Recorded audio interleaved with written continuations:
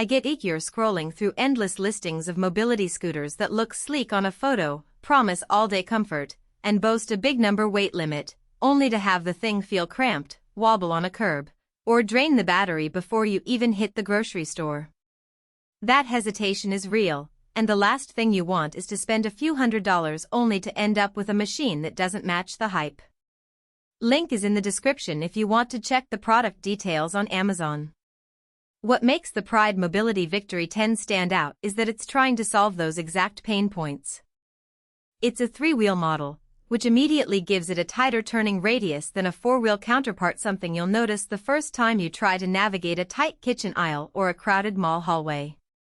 The seat folds down, so loading it into the trunk of a mid-size SUV isn't a nightmare, and the 40Ah battery is marketed for longer trips. Those are the headline promises, but let's dig into how they play out when you actually use the scooter day to day. First off, the weight capacity. At 400 pounds, the Victory 10 is positioned to accommodate larger users or anyone who wants to bring a bit of extra gear: a shopping bag, a cooler, maybe a small medical device without worrying about overloading. In practice, the extra capacity does feel genuine. The frame isn't flimsy, it holds its ground when you lean into a turn or when you sit with a backpack on your lap. For folks who have tried lower capacity scooters and found themselves constantly worrying about the limit, this is a solid reassurance. The seat itself is where the comfort claim gets tested. It folds forward for transport, which is a clever design touch, but the folding mechanism does add a few extra moving parts. In real life, the seat locks solidly when you unfold it, and the padding is firm enough to keep you upright without feeling like a hard bench. If you're planning to sit for extended periods, say, a 2-hour outing at a park, the seat does a decent job, though you'll still feel the typical scooter bounce on uneven pavement. It's not a recliner, but it's far from uncomfortable.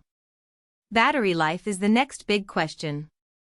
The 40Ah battery is advertised for longer rides, and on a full charge you can realistically expect somewhere between 12 and 15 miles of travel on flat terrain at a moderate speed of 5 miles per hour. That range is enough for most daily errands, grocery runs, doctor appointments, a quick coffee stop, especially if you have a charging outlet at home or at work. The downside? If you're living in a hilly suburb or you regularly carry heavy loads, the range drops noticeably. It's not a failure of the battery, just a physics reality: more weight and incline drain power faster. So if you need a scooter for long, off-road excursions, you might want to budget for an extra battery pack or consider a higher capacity model. Transport and storage are often overlooked until you actually need to move the scooter. Pride's quick transport system is basically a set of folding handles that let you lift the front wheel up and roll the scooter on its rear wheels, like a small wagon.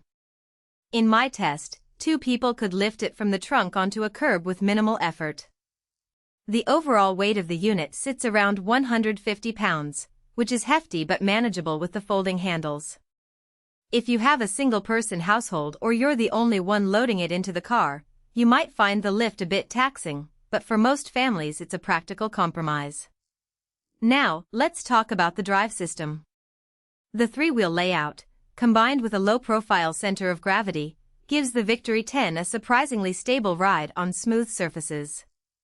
The steering feels intuitive: just turn the handlebars and the front wheel follows, with the rear wheels staying aligned. However, on uneven sidewalks or cobblestones, the single front wheel can feel a little twitchy, especially at higher speeds.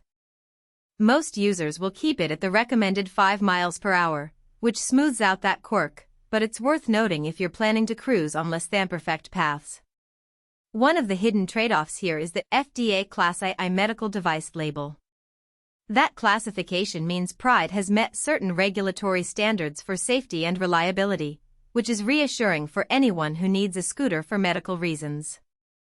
It doesn't translate into extra features like a built-in oxygen tank holder or a medical-grade seat, but it does suggest the company has taken durability and user safety seriously. For someone who's buying a scooter primarily as a medical aid, that badge can be a deciding factor. So, who should actually buy the Victory 10? If you're a senior or someone with limited mobility who needs a reliable, mid-range scooter for daily trips, and you weigh under 400 pounds, this model is a solid match. It's also a good fit for caregivers who want a machine that can handle a larger user plus a few grocery bags without compromising stability. The foldable seat and transport handles make it practical for families who need